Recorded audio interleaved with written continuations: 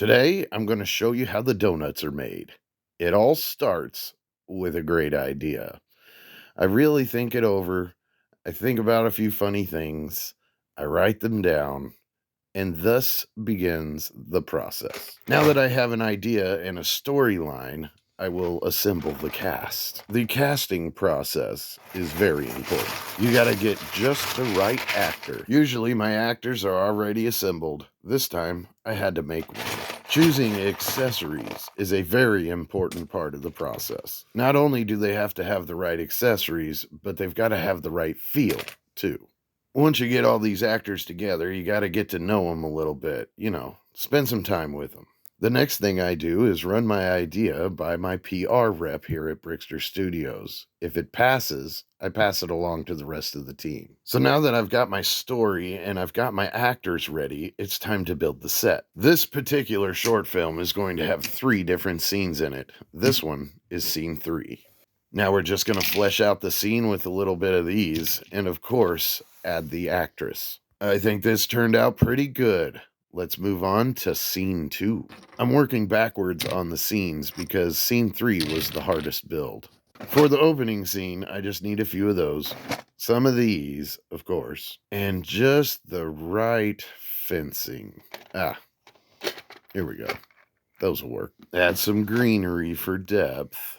Maybe a tree, a cactus, no, a bush. These actors are ready to get started shooting. Now that we've got all our scenes ready, our actors are ready, we're going to set the stage here, so to speak. That way we don't look like we're just shooting in the back lot of Brickster Studios. So when I'm in charge of the camera, I've got this little device here that I've made. I can move bricks around and stack them and space them differently to get multiple different camera angles and shots. So I stick it in there and I pull it back and zoom in on the scene.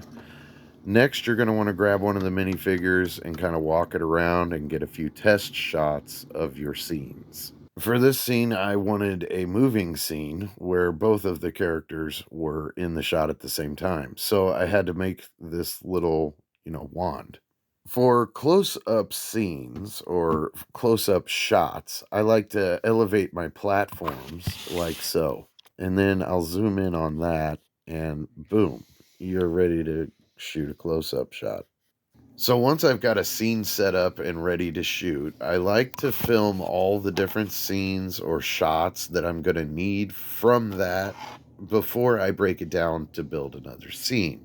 So it's important to pay attention to the script and the notes you took, because I'll tell you from personal experience, having to reshoot things is not fun. Once I've finished getting all the film or shots that I think I need, I get into hours and hours of editing. Once I've got all the film spliced up into individual scenes, I'll go through and do the voiceover work. Now, this also includes doing sound effects or any kind of music that I want to add into the background. I'll be honest, this part was very difficult for me at the beginning, but I think I'm starting to get better. Then I'll go through and add the opening and the closing, the beginning text, and the next thing you have is adieu.